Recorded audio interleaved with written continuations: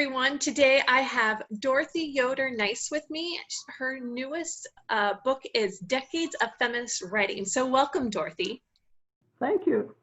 Thanks for inviting me. You bet.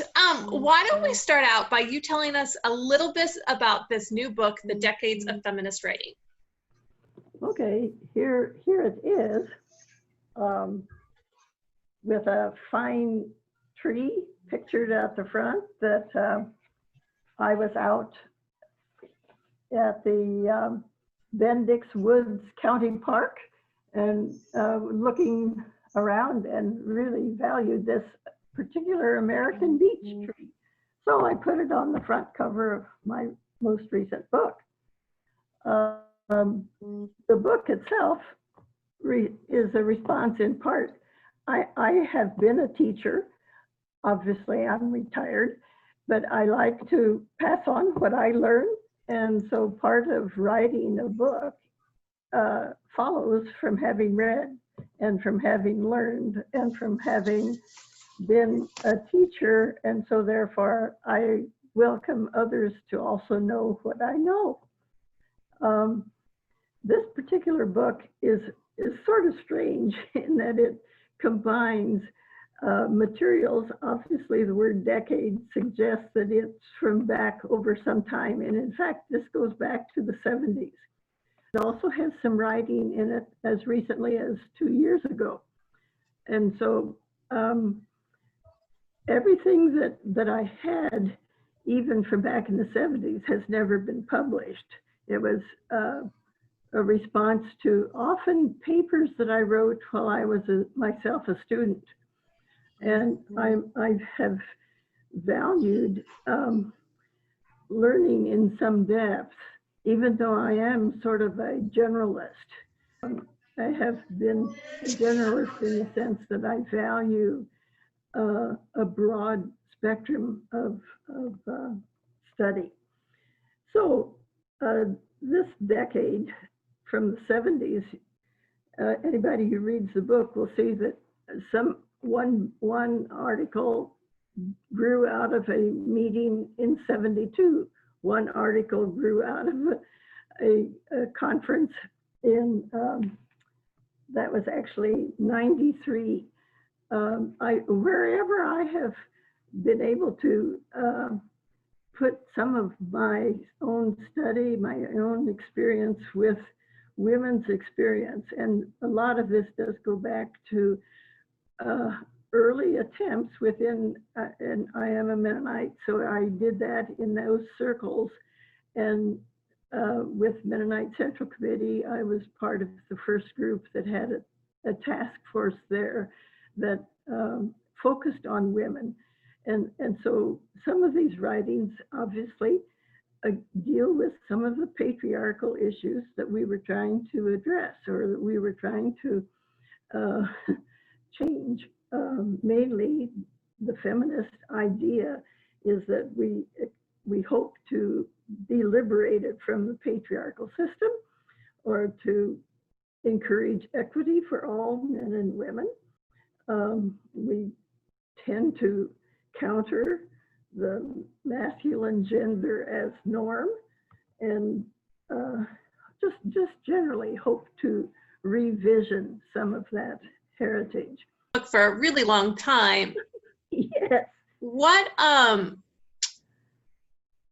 inspired you to actually put it all together, to take all these things that you've been writing for decades and put it in together for a book? Why this book? Actually, a year and a half ago, I was asked to write an article that particularly told my story of my feminist efforts in the 1970s and 80s. And so that prodded me in the sense that, well, I knew I had all of that information gathered. And so I decided, why not put that along with some of these other materials that I had never published, but that I really don't think others have done the same kind of thing with some of that material. Some of the other, the sections, I should say, there are 3 within this book. In addition to the biblical, there is a historical and a theological section. And within the historical, I had done work on medieval women religious. I think we Protestants tend not to pay enough attention to the medieval decades, centuries. And so I wanted to get more background out of that Roman Catholic context before further work about the Anabaptist Reformation work with women.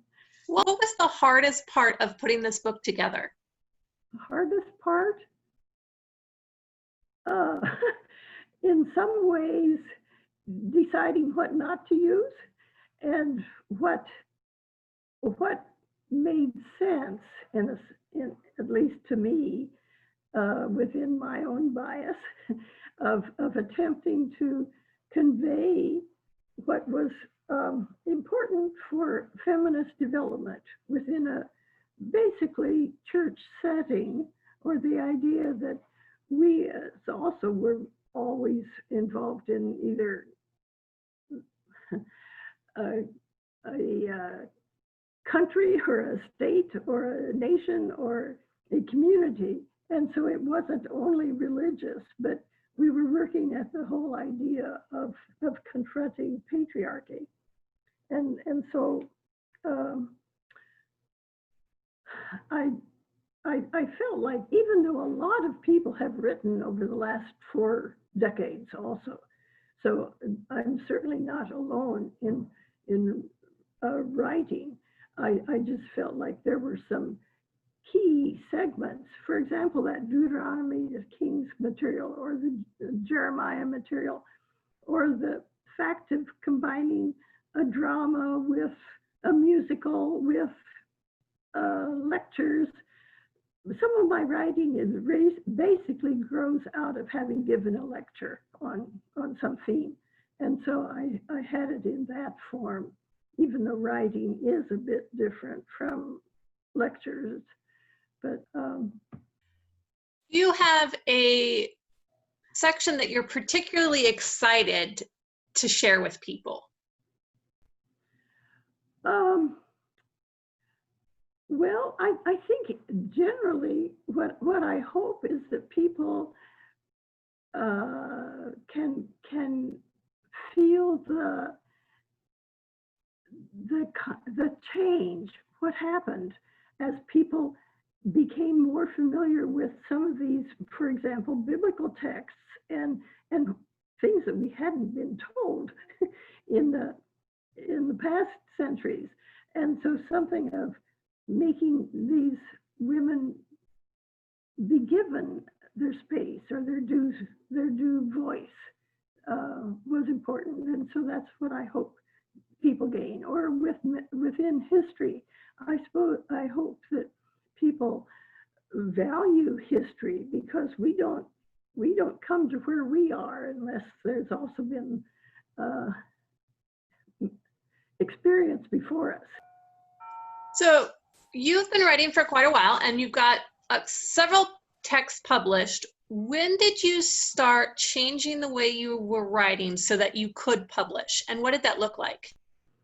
Well, I think the main motivator sort of for the writing, even though I was an English major in college and I taught English as a high school teacher in several different schools. So I had that experience of reading student papers, and you learn a lot by correcting other people's papers, by having a reason for why you suggest to them that a change might be useful. And in that process, I became more credible as a writer, I think. And then when I worked with the task force out of Mennonite Central Committee for Women, one of the things that we really promoted was writing, to get people to express themselves. So a number of my early books were edited versions, which it may have included 30 different women writing a chapter, but at least my intent very much was to get other voices also. What they are. I've written the Mennonites Encounter Hinduism, an annotated bibliography. This took me about 2 years to gather the information, and again, it got me into archives, it got me into libraries, and that's what I enjoy doing.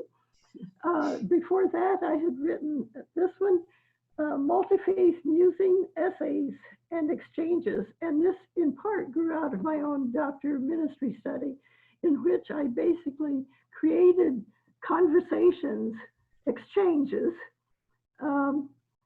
between generally two different people. Like with Hinduism, the idea of water is very important. So it is in Christianity. So it is in most religions. Water, light, and things like that.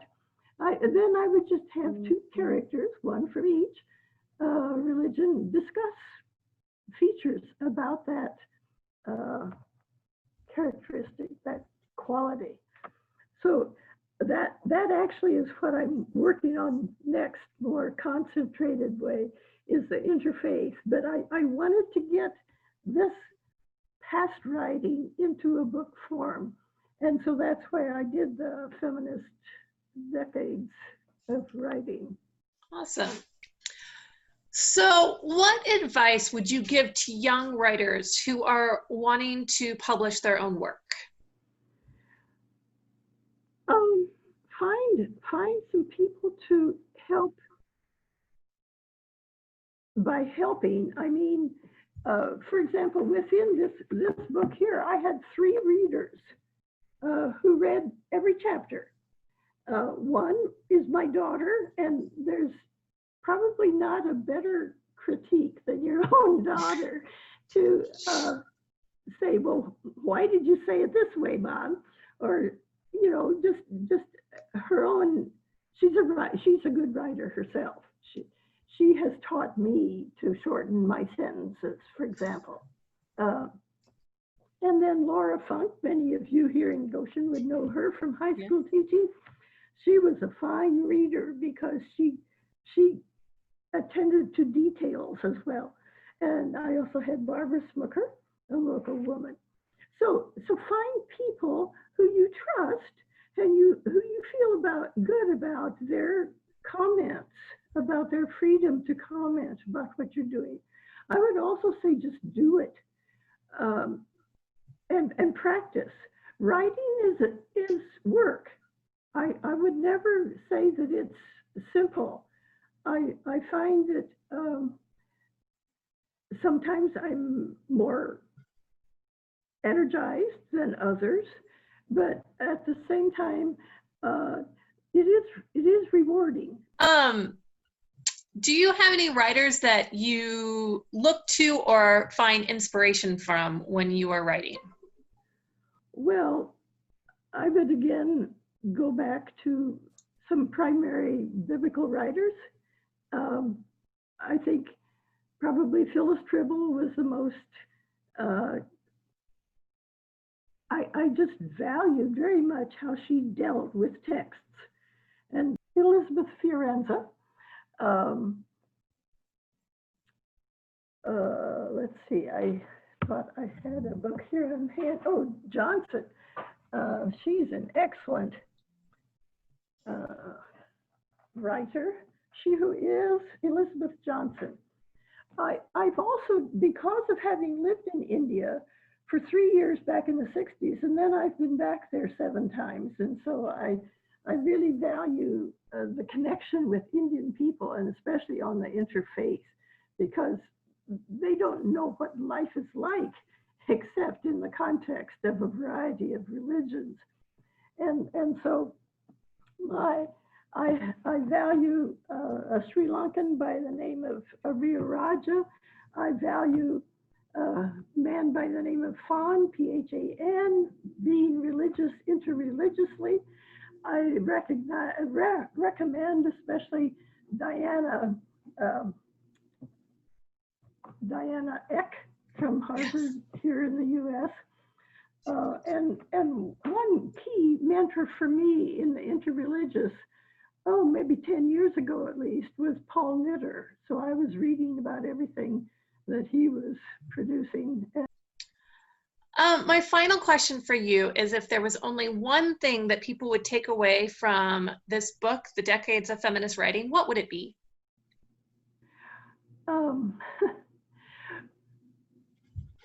I guess I would say study is worthwhile.